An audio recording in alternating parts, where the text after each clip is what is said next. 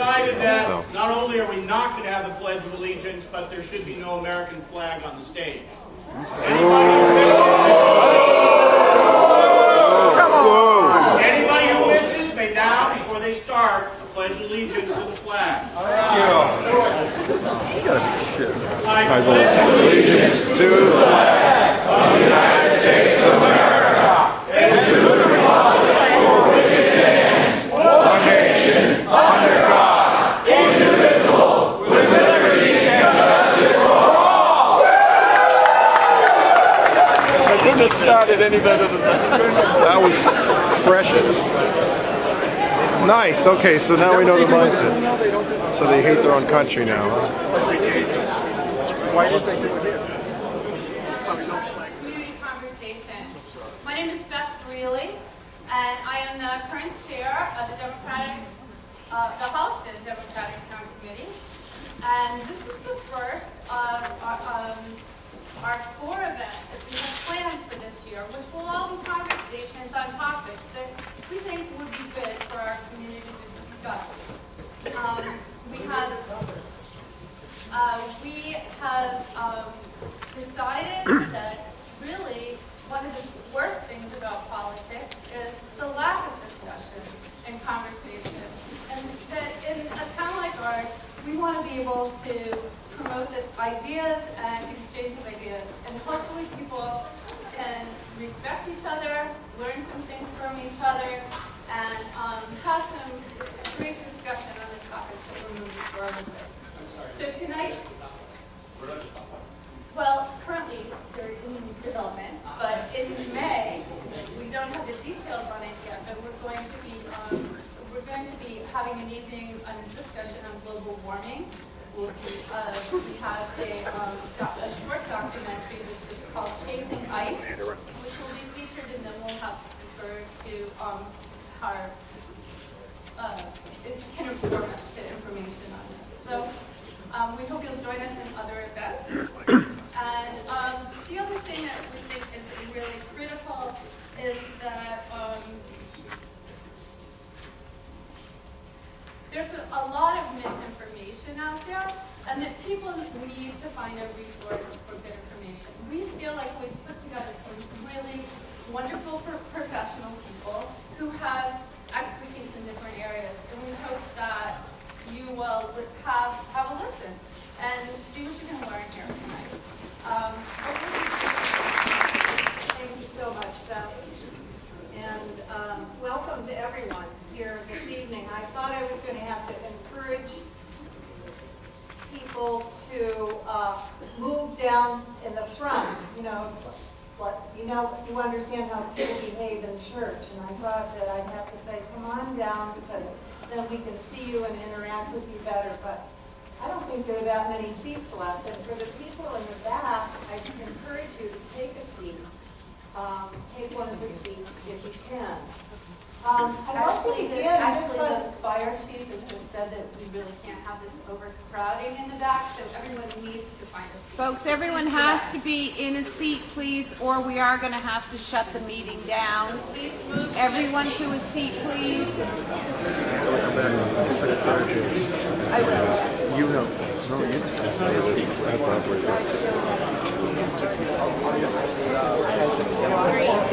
I'm the assistant producer, aren't I? Who's this father? Holliston?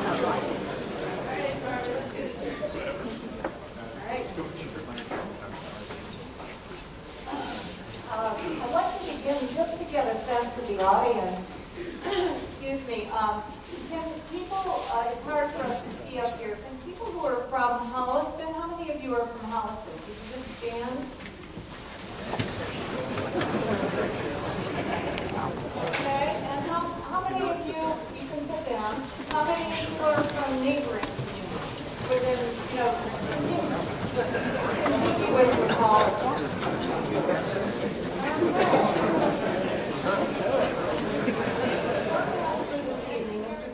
Provide each panelist a chance to talk about their area of expertise for about 5 minutes, followed by an hour of questions from the audience, because we want to hear from you.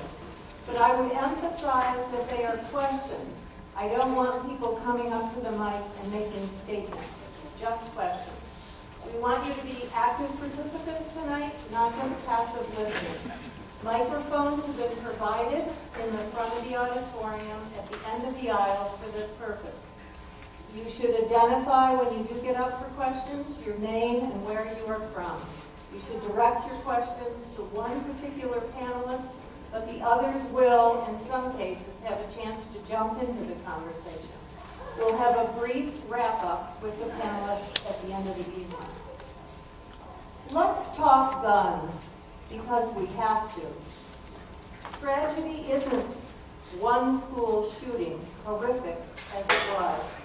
It's the unceasing toll of homicides and suicides every day across our country. Guns are one of the most polarizing issues in American politics. Americans themselves are very conflicted about guns, and often very passionate on both sides of the debate. Suffice it to say, this is a very difficult topic, and people have strong opinions. But tonight we will be civil, and we will be respectful of each other, regardless of our stance. By far, the United States of America has more deaths due to gun violence than any other country in the world. We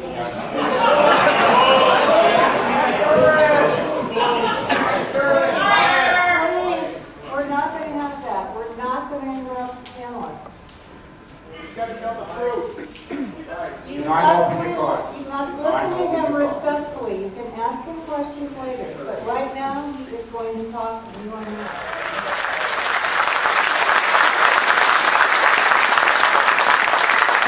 I'm a little shy, so if you can't hear me, just let me know. And also, just so the room knows, I am the evil gun lobbyist in the room. So, recently we have certainly been under attack for a long time, but let me just give you a little history if you don't know about Massachusetts. In 1998, the Massachusetts legislature passed the Gun Control Act, quite a comprehensive piece of legislation, and it actually turns out to be one of the most convoluted, complex set of laws in the country.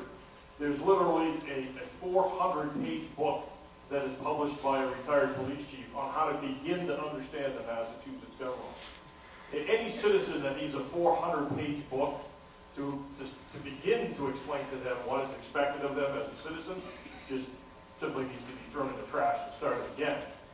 But let's look at the results. In 1998, we had 1.5 million licensed gun owners in the state of Massachusetts. Now, in 2002, the House Post Audit and Oversight Committee under Jim Fagan actually did a study because they were finding people in the field, whether they're out hunting or trying to buy ammunition, that didn't have a current license. They found that even as early as 2002, that the number of licensed gun owners had been decreased from 1.5 million down to 250,000, an 85% reduction in citizens. And unfortunately, most of the gun laws that we have focus on the lawful citizen rather than the actual criminal. As a matter of fact, you can read the police blotters all day long, all across the state, and the first thing that's usually dropped in a case is the gun charge, and then they move on from there. The problem is right now, as a matter of fact, in Massachusetts, if you're a lawful gun owner, trying to actually maintain your lawful status as a gun owner by renewing your license, rather than the law, which says it's supposed to be renewed in 40 days, is taking now upwards of 4 to 8 months to renew your license. And there's virtually no one in charge of causing these crimes. If there's anybody in this room that isn't angry about what happened in Connecticut, I'd like to talk to you later, and I'm sure there's a young lady down the table here that would like to talk to you. But we lost 20 babies. We lost 6 brave adults. Should never have happened. The chief may argue with me a little bit, but a can of pepper spray in that front office would have changed everything. But we can't have pepper spray at schools because it's considered ammunition. But I'll be glad to take any questions. To be fair, let's hold the applause. We're not applauding for everyone, so let's just hold it.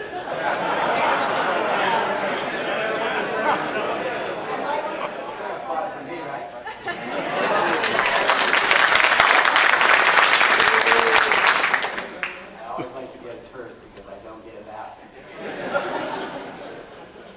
Thank you all for coming out tonight.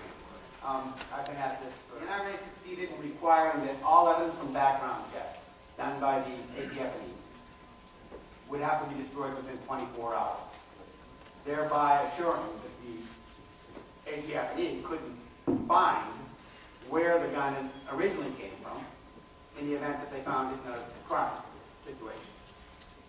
When evidence was uncovered that showed 57% of crime guns were traced to 1% of gun owners, the ATF&E did what they were supposed to do. They initiated some investigation. Well, the NRA got Congress to pass legislation to disallow ATF&E from visiting a gun store more than one time per year. The ATF&E is not allowed to visit a gun store more than once a year. The ATF&E is not allowed to require a gun dealer to inventory his stock. You're not running this meeting. I know one is. All right. I'm running it. You don't like what you hear, you can challenge it later. But I get the right, I have the right, I'm up here, I have the right to say what I want to say.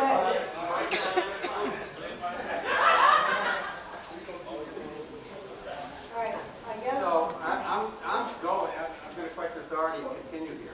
No, we're going to have opportunity to say more than what you already had. I would give him another minute just because of the interruption. I guess, all right. I want to say what else has happened to the ATF&E because of the NRA.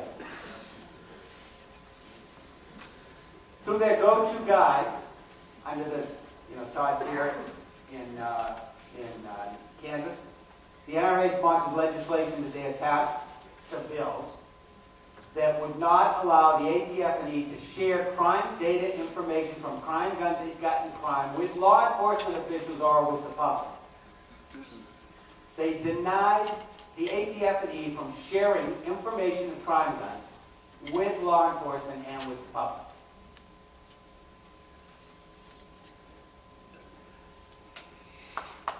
And then finally, they caused the agency to be underfunded, funded to the tune of a decade ago, basically. And in their funding, there were 11 lines that contained information on funded, and there were 76 lines of prescriptions of their powers. For example, when the ATF&E said that they wouldn't allow the import of large capacity shotguns because they had no legitimate hunting purpose, there was a line actually put in their budget to overturn that rule. And there were 75 additional lines to stop the ATF&E from doing the job that it was supposed to do. Thank you, Jerry. We will hear from our audience with questions. Again, questions, not statements. I think it's fair to say it doesn't take a rocket scientist to figure out that there are a lot of gun owners in the audience, and there are some people who have an opposing point of view. So occasionally, I am going to ask for people to come forward who might not feel comfortable doing that, to ask if they have a dissenting opinion. But right now, we're going to have questions. I would like them directed at one particular panelist, if I could. And can you please come up, identify yourself, where you're from, and ask Pat? Yes, my name is Brian Doe. I'm a law enforcement professional here in Massachusetts, and my question is for Chief John Moore. Being a fellow law enforcement professional, I swore an oath to the Constitution of the United States, and I also swore an oath to the Commonwealth of Massachusetts Constitution, which both in Article 17 and the Second Amendment specifically states that the Second Amendment shall not be infringed.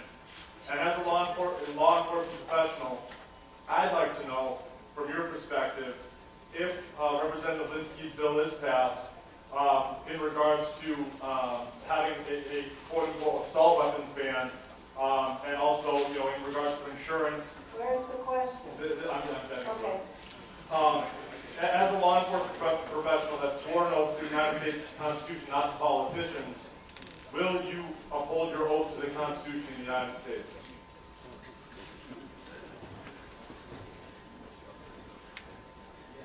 Of course I'll uphold my oath to the Constitution of the United States. However, I will abide by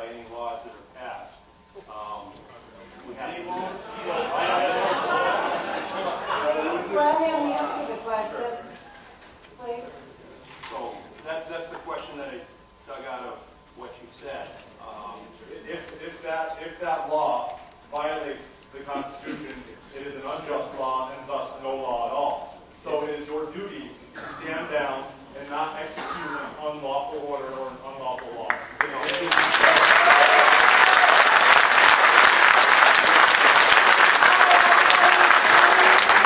are a lot of people who want to ask questions. The pause takes up time. Yes, and I'd like the chief to be able to fully answer the question. That is a pretty good example of more of a statement than a question. I think we can do that. Okay. Okay, with the full answer to that is, like I said, we do uphold the Constitution. We also follow the laws. If the laws that are passed are deemed unconstitutional by a court, then we follow that court. You understand where I'm coming from? Oh, yes. We understand. Yes. Hi, my question is to Jim Wallace. Oh, my name is Deborah Rumbach. I'm from Western Mass. Jim, I have a question for you. Do you know of any studies that were done after the assault weapons ban on the federal level passed and then sunsetting as to the effectiveness of the assault weapons ban on crime? Well, I mean, as far as official studies, there's really no reason to study it because if you look nationwide on an annual basis, just around 300 people are killed by any kind of rifle at all, never mind an assault rifle. As a matter of fact, the deaths from assault rifles are so low that the FBI actually doesn't even categorize. And actually, if you look at the crime gun statistics, when they were available to the public, they were many categories, even revolver, semi-automatic pistol, and the categories went all the way through. The one category they never had was assault rifle because it was virtually never used. And by the way, just so people understand, the crime gun statistics are very much swayed because any gun that is traced by the ATF is automatically considered a crime gun. In the last reports that were available, 75% of guns traced by the ATF were never used in a crime. They were just simply traced. I think Representative Linsky wants to Thank you. I just wanted to say something about that. I agree with Jim on this. I really do. Because assault weapons aren't the biggest part of the problem. Jim's right. Very few crimes and shootings are committed with assault weapons. It's a small part of the problem. The much bigger problem are incidents that occur with handguns. That's what the statistics show. And so I agree with it. Great. This is to Representative Linsky, and it has to do with the symmetry of how legislators live relative to the people they legislate over. And would you submit to disclosing your own mental health history and the history of other legislators? Because the pen is mightier than the sword, and you're actually holding the pen. So would you support a bill to require politicians to disclose their mental health history to the electorate before election? If they were applying for a gun license after No. How about voters? How about teachers? How about police officers? How about They're not going to call over us. You can. You have the pen. The answer for that, my friend, in all seriousness, we have a system in Massachusetts. And the rest of the country called election. Every 2 years, I put my name on the ballot, and the people of Natick, Sherwood, and Millis decide whether or not they want to elect me or not. And they send me every 2 years. If they don't want to send me in 2014, they won't. Okay? You want the same mental health history that you want. But when you disclose yours,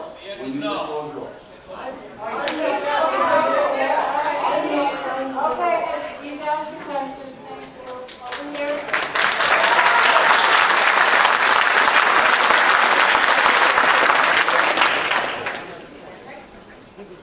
I apologize for holding the flag since I brought it in. I figured I should hold it. And where are you from? My name is Timothy Paul Roche. I am from Hudson, Massachusetts. And my question is for Representative Linsky. I have a lot of different questions, and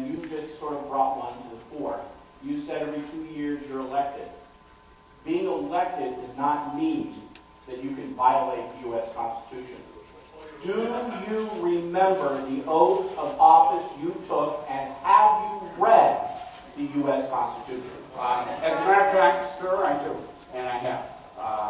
I take that oath extremely serious. And I have studied that Constitution as a lawyer for 32 years, and I swore an oath on the day I was sworn into the bar. You're holding it right there, and I'm glad you are, sir. But it's not for you and I to determine what the Constitution means. It's up to the Supreme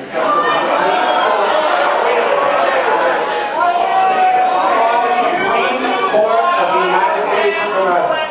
Okay. Of course I do. Please. Okay. You don't understand the U.S. Constitution. Excuse me, let me just say that I would like the questions to be informational in nature and the answers. And these are personal in some cases and emotional. And I think that there's enough facts on either side of the gun issue.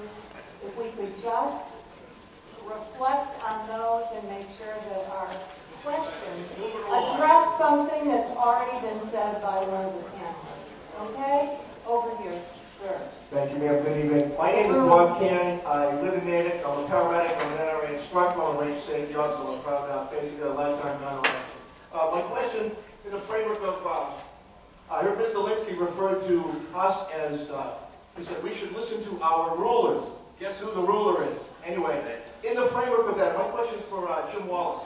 Jim, could you explain, maybe elaborate a little bit to the crowd here, what the mindset of seemingly anti-constitutional, anti-American by action our legislators do by making it tougher to be a licensed, law-abiding citizen? What have they done to make it harder to be a criminal? Thank you.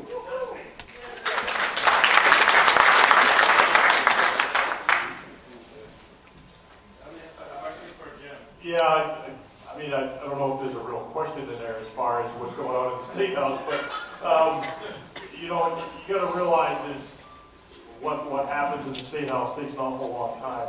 Bad things happen quick, good things happen slow in the State House. And it's just the way the system is designed, unfortunately.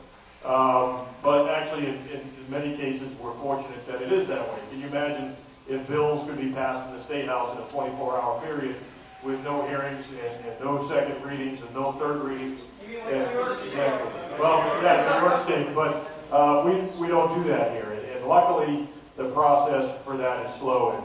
And we've actually been able to bridge a lot of gaps in the State House, especially in the last 5 or 6 years. You haven't seen any laws passed here like you have around the country. And it's because of the bridges that we've got and the education that we've done up in the State House. Now, I know you're all angry about what's going on. Certainly I am. I'm Scottish, so, get the kilts and the blue face paint going. But no, I've been paid big money not to wear the kilt.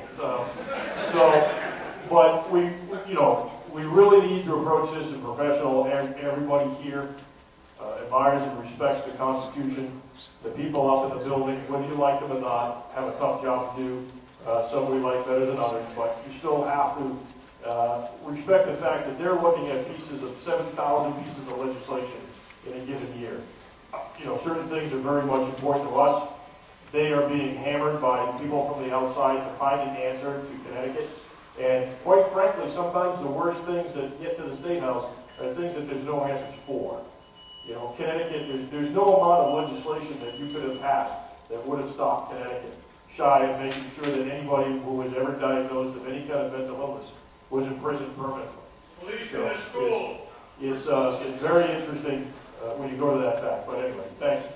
Thank you. I think it's time, because I want some balance here, to ask for a question. Is there anyone standing in line now that would like to provide a dissenting type of question? I see one hand over here.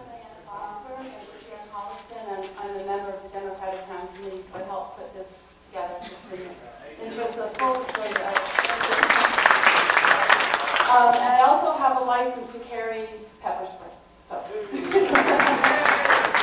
my question is for Jerry, and I'm really fascinated by the power of the NRA to shape our national discussion and to affect legislation. And I would like to know more about it, like what percentage of the NRA funding comes from gun manufacturers and other members of the gun industry? And also, how many members of the NRA board or the higher levels of their power structures are also board members of gun manufacturing companies like Locke, Smith & Wesson, Midway, and other companies like that? Yeah, well, the NRA in the last election cycle, sorry, You can still hear me without this, huh? I know you don't. The NRA in the last election cycle spent about $20 million contributing money to elected officials or officials that would like to see get elected, or to various issues. It controls the dialogue in Congress. There's no doubt about that. And it is funded. It is funded by the gun industry.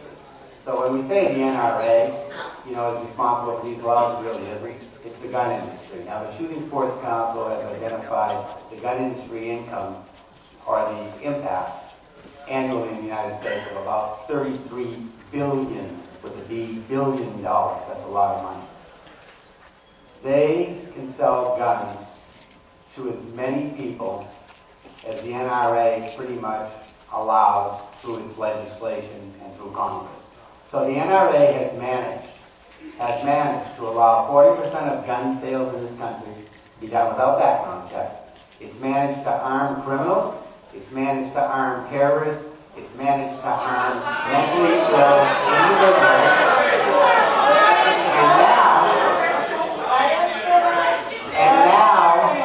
And now that it's managed to arm all those people, it's trying to convince the rest of Americans to arm themselves against the criminals, terrorists, and mentally ill that they've managed to arm. It's a beautiful business plan. It's a wonderful business plan. It should be taught in every business school in this country.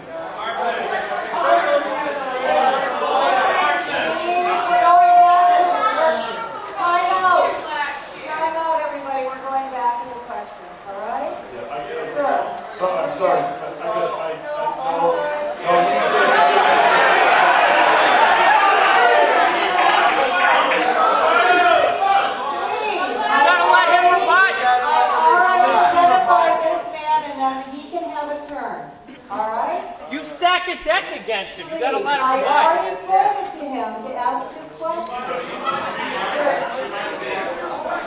Let him ask his question. All right. My name is John Franceschi, and I'm a resident of Blackstone, Massachusetts. And I have a short series of short questions for Representative Linsky. Perhaps you can pick one. Perhaps I can do a couple. One. Representative Linsky, as I understand, you've got some extensive experience as a prosecutor and apparently in law school. For those of us in the audience that may not have that experience, could you explain to the folks here, in your understanding, of the difference between a right and a privilege? Lots of agreement about that. But can we bring it back to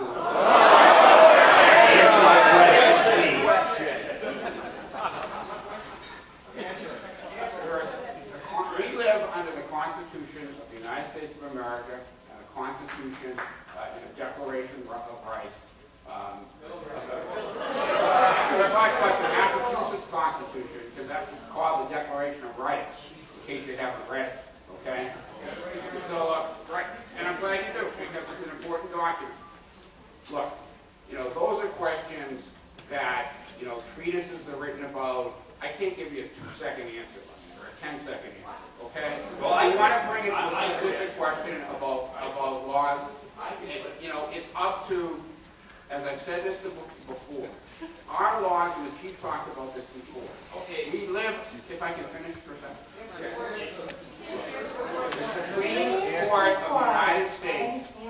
The Supreme Court of the United States decides the interpretation of the Constitution. The Supreme Judicial Court of the Massachusetts decides the Massachusetts Constitution interpretation. That's the system we have. I've read every single amendment. I've been a lawyer for 32 years, okay? I know a lot about this. I asked in the beginning of this program for people to be civil. Since that question was kind of punted on it, I didn't get the answer. And I don't think that's happening. I want to be able to have people ask the Another question question. and have it answered without interruption. Can I ask that of you?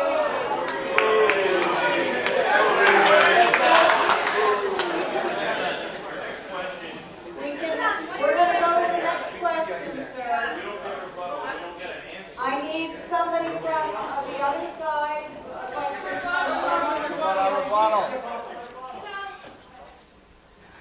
The Democratic Committee chose to do this. Everyone on the committee who put this together feels strongly about gun control, okay?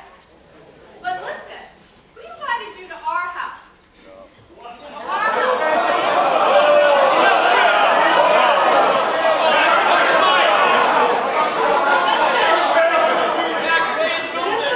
we invited you here to have a conversation, respectful conversation, and you need to. We paid for this building. We all did, sweetheart, okay? We all did. But let's just be cool and respectful of each other, because then we can have questions. Okay, let's go on with our questions. Thank you.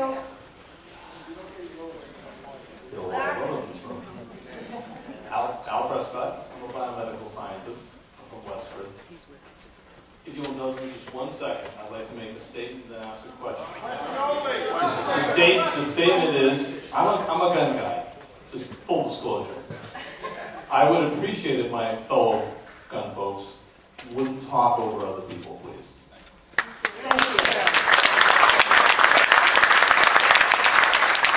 Let them say what they want, that will carry us home. My question is for the police chief. Hi, how are you? Good, how are you? Good, thank you. It's my understanding that police have access to what some folks term assault weapons. Is that correct? AR-15 type rifles, you have access to, normal law enforcement has access to those firearms. Is that correct? We do. Okay. Do police use them for offensive or for defensive capabilities?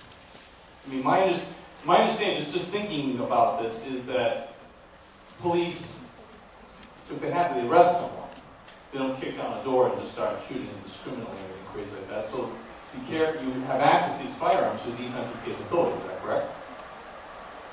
I don't know if that term is offensive or defensive, but term is protection. Personal protection. Sure. For the officer. Protection for the public also. Sure. Okay. So then the only other question that I would have is to anyone who would want to pass a law to restrict that to myself, law-abiding citizens, why would you want to reduce my defensive capability? Government doesn't trust. Thank you. And please, don't talk over people. Okay, we got a question from Where's the answer? dissenting point of view. Beth, you want to just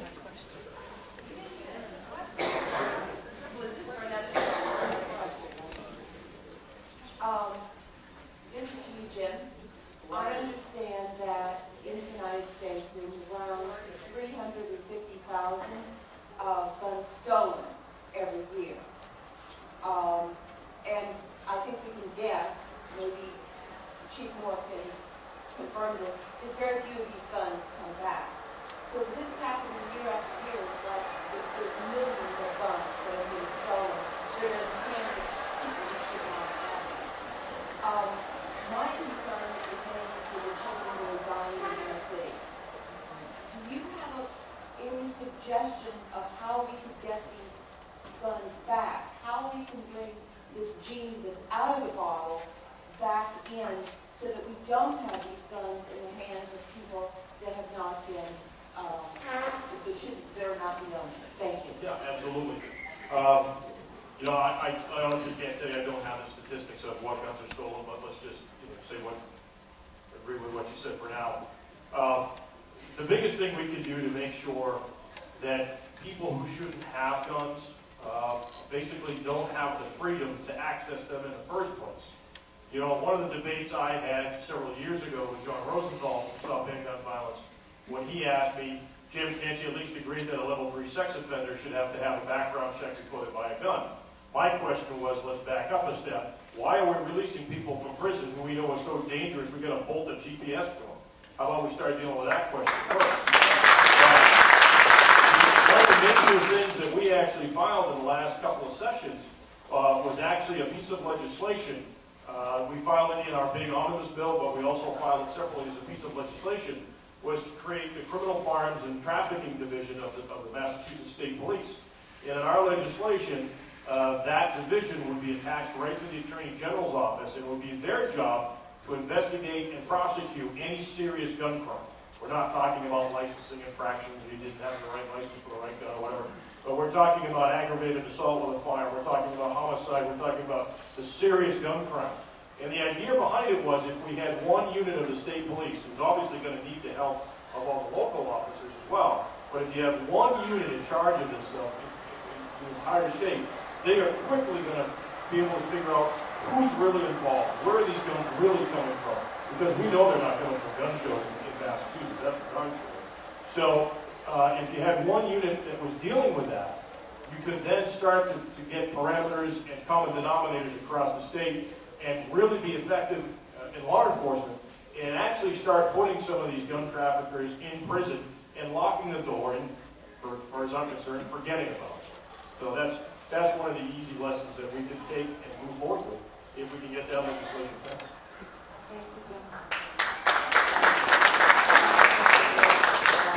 Barbara, can I just comment on that? I have no problem with it. Absolutely no problem whatsoever. We have to figure out how to fund it, and maybe we figure out how to do that. This is a beautiful thing, seeing these two agree with it.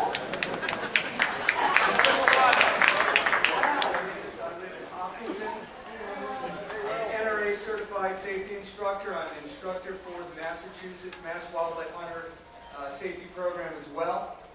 Your question. Getting to that. One thing we can all agree on here is everybody here wants a meaningful way to reduce violence in our society. Yeah. This question is for Jim. Jim, how would the bill that is proposed by Representative Linsky, H3253, reduce violence in Massachusetts? It would.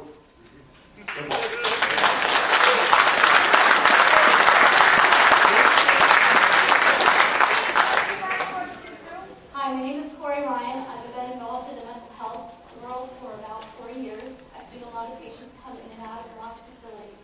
I'm not an NRA member, and I would like to hear his answer. It's very important to me. Thank you. I've read your bill, and I'm looking at where we're putting our energies for legislation. And when I look at where you changed adjudicated to confined, we are now targeting women who've gone in for eating disorders, women who've gone in for postpartum depression.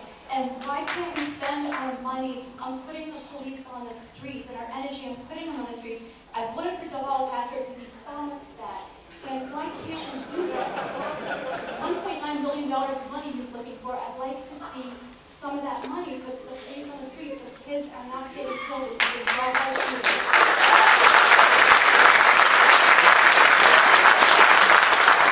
I guess there was a question here, and I think I could put this in the context of that. I guess what you're talking about, and we can really work in the woods, because this is probably the intersection of guns and mental health is probably the most difficult for us. Thank you for pointing out.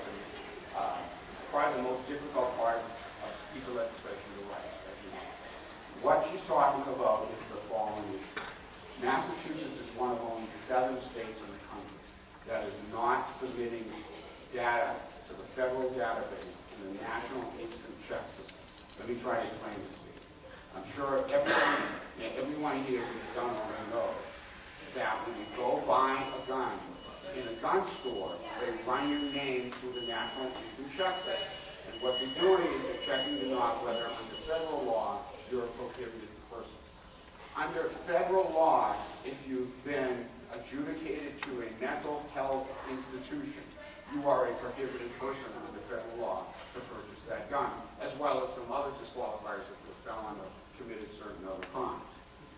So what happens is in Massachusetts, because we're not submitting our data into that database, they're checking for a Massachusetts person, 43 states, but they're not checking to see whether or not you've ever been committed here in Massachusetts. That's wrong, okay? That's wrong. Massachusetts should be submitting its data. Jim and I have actually talked about this issue, about whether or not the phrase should be adjudicated or confined. And quite frankly, we're working on that wording because we don't want to do what you just said. We don't want to have people who, went to a mental institution be a prohibited person if it was years ago and it was for something minor, something totally unrelated. But what we do want to do is we want to make sure that for those people who have a legitimate mental health problem and have been adjudicated, and in some cases confined, we need to figure out what the right wording is, that they are truly sent into the federal database so that they can. Let me give you an example of this. There was a case in Massachusetts, horrible thing, happened up in Wakefield about 10 years ago. Bucko McDermott, we remember that. Well, Bucko McDermott. He was someone who had in fact been confined to a mental institution on several occasions. Everybody knew he had severe problems, and yet he legally possessed a gun and went to his workplace and blew away a large number of people. Okay, he was someone that should have been caught up in the NICS and wasn't. Okay, we're working on the word. Okay, what you should know about the legislative process, the bill that you're holding that are filed.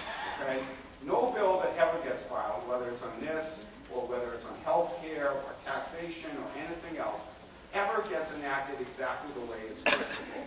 Jim knows this. We work on bills all the time. What's going to happen procedurally? Is there's going to be a series of hearings on all of the gun-related bills. And I think everybody here should know this. And everyone's invited to come into the State House and testify, pro, cons, indifferent, whatever you think, because there's going to be a whole bunch of different hearings. And you contact your own state rep, and you contact your own state senator, and you tell them how you think. And that at the end of the day, a new bill will emerge out of committee that will have pieces of this one and pieces of that one, and something may or may not end up on the governor's desk. But that's an example of something where you just helped me, and you just helped Jim, because you pointed out an issue, and it's something that we may need to change. So I thank you very much. Thank you. Why don't you see, I'm going to encourage the panelists to stay for a few minutes after the program and encouraging them. Thank you. Yes, please, identify yourself and your second. I'm Michael Johnson from Harvard. Among other things, most importantly, I'm a parent and a citizen, and public safety is one of my foremost concerns. I have a question for Representative Linsky. Boston Globe recently reported that Governor Fitzpatrick filed a proposal to release convicted first-degree juvenile murder, 17 years and older. My question to you is, would you support a law that would require these individuals, as a condition of their release, purchasing liability insurance? What you're talking about is the result of the U.S. Supreme Court decision that says that juveniles can't be committed to prison. So then we have to adjust the law. So that's where it comes from, right? I'm aware of it. Okay, so, all right, look. I suppose what the real intent behind your question is my liability insurance proposal related to that. Am I right? So you probably want me to talk about it. Yes, sir. Okay. I get the sarcasm in your question. So, if you'd like me to talk about liability insurance, I just want to make a couple things clear. My liability insurance proposal is designed to help stop accidental shootings and suicides. That portion of the bill is not designed to cover intentional acts, okay? That's what it is. And let me try to tell you about that, about the liability insurance proposal. If you are an NRA member, you already have the liability insurance that you would need. I am an NRA member. I do not have a liability insurance. Well, they gave it to you. You may not know it, but they gave it to you as a privileged member. Not true. Okay. Well, you can go to their website and it's on there. I have a lifetime member. I do not have a liability. Well, then you and I are just going to have to agree to disagree on that point, and we'll do it respectfully. Because I respect your opinion, and I'd ask you to respect mine. But what I'm telling you is that, look, the liability insurance idea, it's an idea, okay? And a lot of different states are considering it, as you know. And that the idea behind it is to encourage safe behavior, to make sure that you use your gun safe, to make sure that you have proper training, to make sure that you do things in a safe manner, to make sure that accidents don't happen, that children don't get guns, and that we keep guns out of the hands of people who shouldn't have them so that they don't get stolen. It's an idea, it's something we're looking at, but I'll tell you, I don't think it's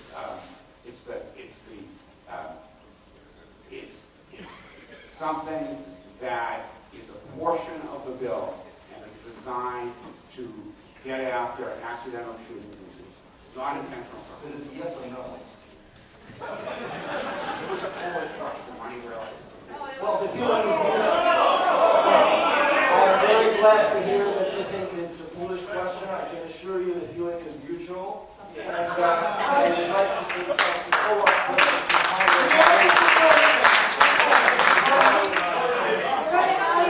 We're going to ask for a dissenting, a question, a person on the other side.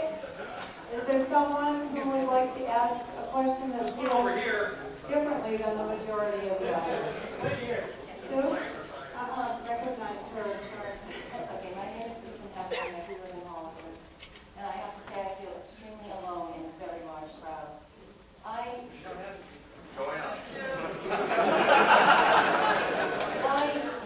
have been somewhat disappointed. Thank you all, honestly, for being here. I respect, listening to everything you have to say. I have been somewhat disappointed a little bit in some of the legislation. I cannot understand any justification for, I'm not going to get the words right, assault rifles or high magazine clips, whatever they're called. And I almost feel like that's been sort of abandoned. I'm hearing people talking about background checks and mental health percentages, and I'm so happy to hear that. But is this, I don't understand why we can't push for an assault weapon ban, big clips. Massachusetts does have an assault. It does. It does. What you were talking about is the federal law. The federal law. And how about the big clips? Because can't we carry... Same thing. We're going to come around to the same.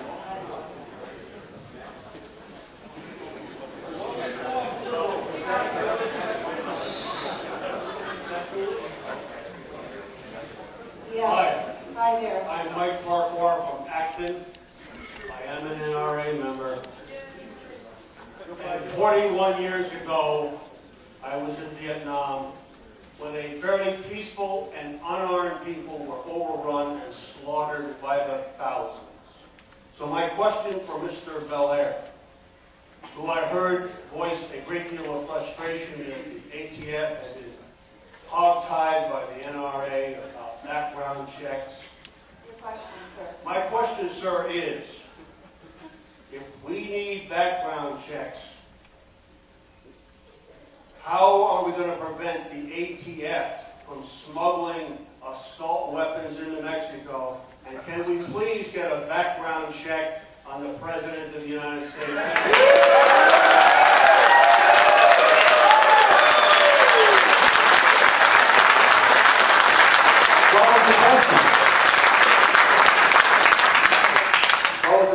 How do you prevent the Alcohol, Tobacco, and Firearms Division of Homeland Security from smuggling thousands of weapons into Mexico, where they've killed over 50,000 innocent, unarmed Mexicans?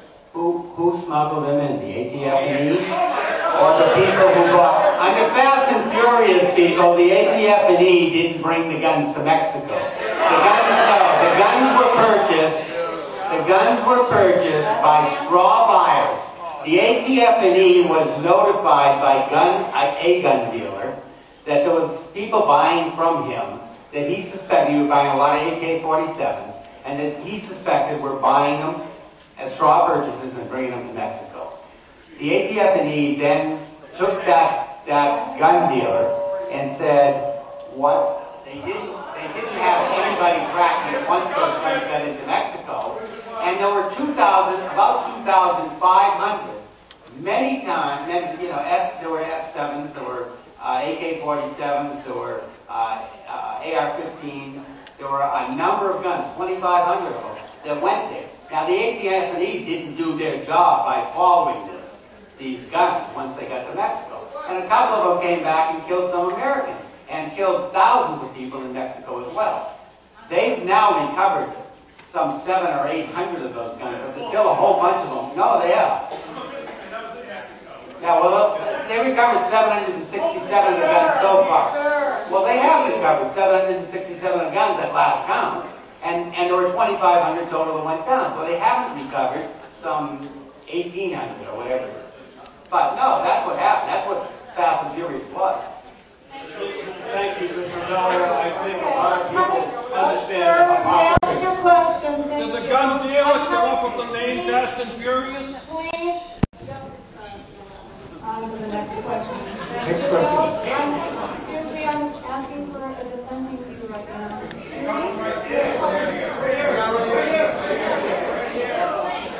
Libertarian Party of Massachusetts. I'd like to ask either of the two gentlemen who seem to be promoting that only the government should have guns or have the right to decide to have them. What about, and I'll take their word for it, that it was 32,000 or so gun deaths a year in the United States. What about the absolute minimum, 34 million, probably 64 million, maybe 100 million deaths in China caused by Mao Zedong trying to establish a communist state in a country where they did not let the citizens have guns, and you have 34 to 100 million. Is there something different about Chinese people? Are they less important than Americans? Isn't that kind of racist? Sir, what's the question? Are Chinese people less important than Americans? Isn't that kind of racist? I think we're going to go on.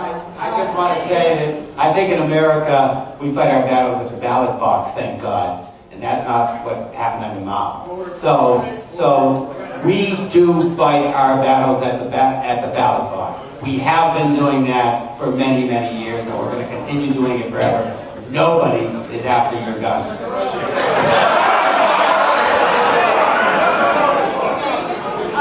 I asked for the last time, I thought was a question from the other side. So I'd like to recognize.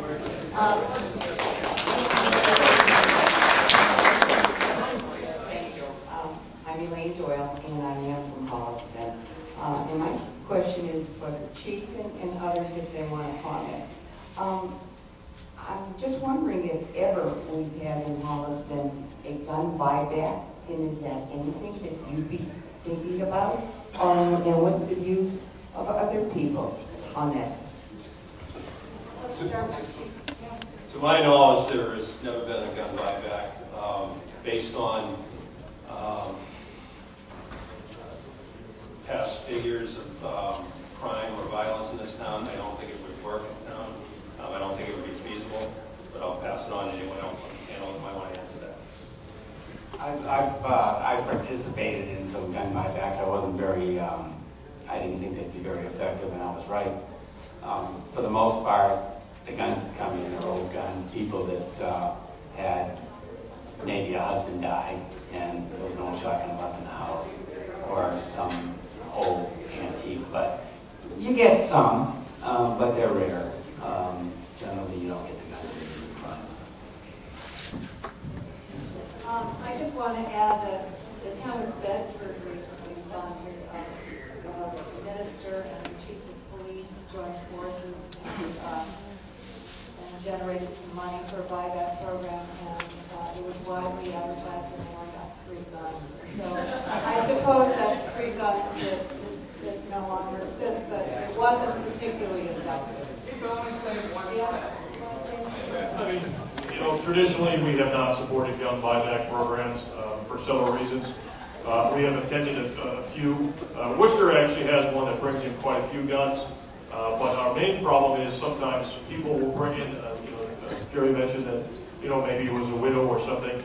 They'll bring in a gun that might be worth $2,000 or $3,000 or $4,000, and they're getting a $50 gift card for it, and it gets cut in half. The other problem is, for the most part, most of the gun buyback programs, in which I was kind of funny, gun buyback. They didn't sell them in the first place, but gun buyback programs then destroy the guns without tracing them. So if it is a crime gun, it gets destroyed before anybody even gets a chance to trace the gun.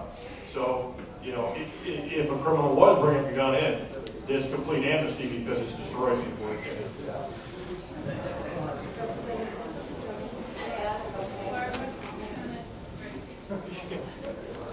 Hi, my name is John O'Meara. I'm from Lovegrove. I'd like to address what I believe is a core issue for many folks here tonight. It's the question of tyranny. We are really not that much concerned about target shooting and hunting. We're concerned about what the founding fathers were concerned about. That a tyrannical government has to be controlled. It's the reason for the Second Amendment. And my question is, why is it necessary for the U.S. government to purchase 1.6 billion rounds of ammunition and purchase also 2,400 armored car vehicles? What are they concerned about? From Mr. Blair and Mr. Linsky, please. Yeah, well, I have one answer.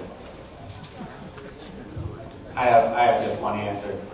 You've heard of suicide by cop, where a gunman goes out and points it at a police officer, hoping to get shot because he doesn't have the guts to blow his own brains out. You're talking about suicide by the Air Force. Your AK-47 is going up against the Air Force, is going up against nuclear weapons. Your AK-47 is going to protect you against a renegade. We fight our battles at the ballot box. We're not going to fight an Air Force with an AK-47 or an AR-15. Why the founding fathers found it important enough to create the Second Amendment, because of tyrannical government.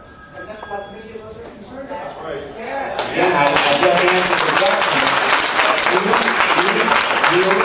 If your argument is correct, that the founding fathers intended for you to have the exact same ability to defend yourself as the federal government, then would you then argue that you should have an atomic bomb, if you could get one, a tank, an armored vehicle, or any other piece of military equipment in order to fight the government in case they go ballistic? Is that what you're telling me? A Patriot missile? Is that what you're saying you should have?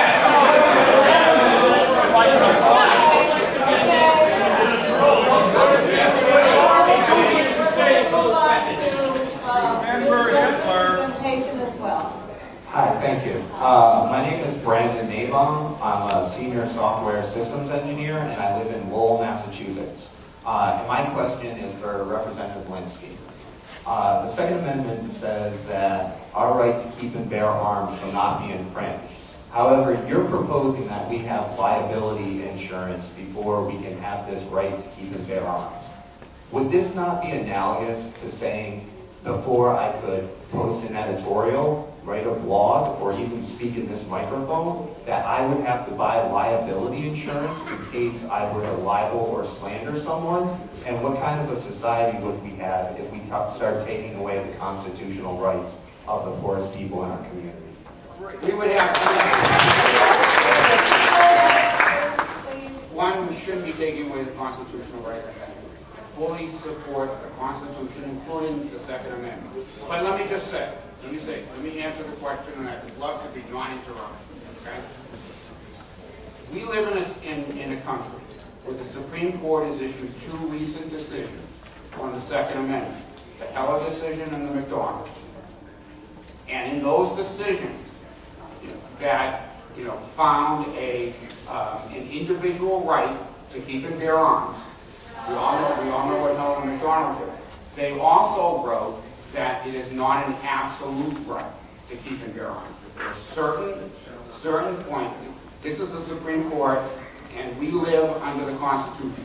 I am sworn to uphold the Constitution, and that's what we're doing, okay? It is not up to you or me to decide what the Constitution says. It's up to you. And we have a difference, and that gives us anarchy when that happens. When the individuals decide what laws are constitutional and what laws are not. That's why we have the Supreme Court of the United States. Okay, please. That's not constructive, Dick. We've asked and we've answered. We're going to take a couple more questions, and we're going to wrap up this portion of the forum. And then, if she would ask her question. Thank you. Can you identify yourself? I can. My name is Sharon Antia, and I live in Lincoln, Massachusetts. And I am a dissenting opinion, but I don't know that I'm not pro-gun. I'm not pro or against guns. But I am a member of the Liberal Gun Club, so I feel a little bit outnumbered here as well. But I bought a gun owner. My question is, when I think about what happened at Sandy Hook, and I know somebody here said there's nothing we could do to prevent that, and I totally understand that. But one of the things that I wonder is about the storage of the weapons. And if Adam's mother had the ability to store her weapons outside of her house, I wonder if that could have made a difference if Adam could not have gotten his hands on them so easily. For instance, in Massachusetts, that's not very easy to do. My husband has weapons, and I don't allow them, we don't have them in the house because we have 4 children that we adopted through DSS, and that's just saying that it's a little bit unstable. It's very difficult for him to find somewhere outside of the home to store his weapons. So my question, I guess, is for maybe Representative Linsky, if you've given any consideration to storage options outside the home, maybe that's more easy to obtain. I appreciate the question. And you raise the issue of which is very important, which are safe storage laws. We have safe storage laws in Massachusetts. The Chief talked about them a little earlier. But the reality is they're extremely difficult to enforce. And unfortunately, they're generally only enforced in Massachusetts after tragedy. When an accidental shooting happens or a gun gets into the hands of somebody, it should be. And we really need to figure out a way to do this. But please don't, and they shouldn't have the right to go into your house to see whether or not you're storing your gun safe. It shouldn't. That's against the Constitution. It's against our But we do have to recognize as a society that we need to do something about storage. I know that probably the vast majority of people in this room hate a proposal that's in my bill, but it is to, and the reason I brought up is exactly what you did. I have a proposal in the bill to require that certain types of high-capacity weapons be stored in a locked facility at a gun club or shooting range, okay? And I know you don't like it, okay? Let me finish, come on, without interrupting. No. Okay. The reason I propose that is that I'm hoping that even if it doesn't become law, that some gun clubs will start making those types of facilities available for members who choose to do it, so that they might have a safe place to store it away from the home if they want to. I know that, okay, I know that virtually no club would have today that type of storage facility. But there's no reason that if they wanted to invest some money into it, that they could build it. The security system exists. Warehouses have that security system. Every gun shop in Massachusetts has that type of system. So that, maybe, just maybe, we can keep some tragedies from happening to some accidental shootings. You've raised a very important issue about safe storage, because I'm sure that there's nobody in this room that wants to see a kid get his hands on a gun and shoot his little friend, okay? Nothing could be worse than that. But if you don't have the ability to store guns safely, unfortunately that type of accident does not happen. So we collectively, as a society, maybe need to figure out a way to have the storage facilities available to those people who want it. I think I'm going to take the moderator prerogative and ask one question of my own, and that is to Chief Moore. We had, a couple of years ago, a gun shop opened in Holliston under existing bylaws. There was no hearing or anything about it. It was a surprise to a lot of the residents. And recently there was a and several, I don't know how many weapons were stolen, but I just wondered, are there now increased protections in that shop? And how do you go about, what's your role in tracing where, I mean, do you take an active role in looking for those guns or reporting them to some other agency so that you can track whether they in fact are used in crimes or whatever? In answer to your first question, yes, there are increasing security measures that have been put in place. We have been there, we have seen that this year. Number two, this case has been worked almost every day since it happened. We have taken every possible step to both investigate it and to report what's missing. To try to avoid compromising the case itself, there isn't much information I can give, especially in a public forum, but I can tell you that there have been a number of leads, and our hope is, number one, to recover the weapons, and number two, to prosecute the person who did it, or person. Thank you very much. And I want to thank everybody that asked questions, and not thank the people that made statements and interrupted. But generally, I think we had a good discussion, and I especially would like to thank our panelists. Let's hear it for them, all of them.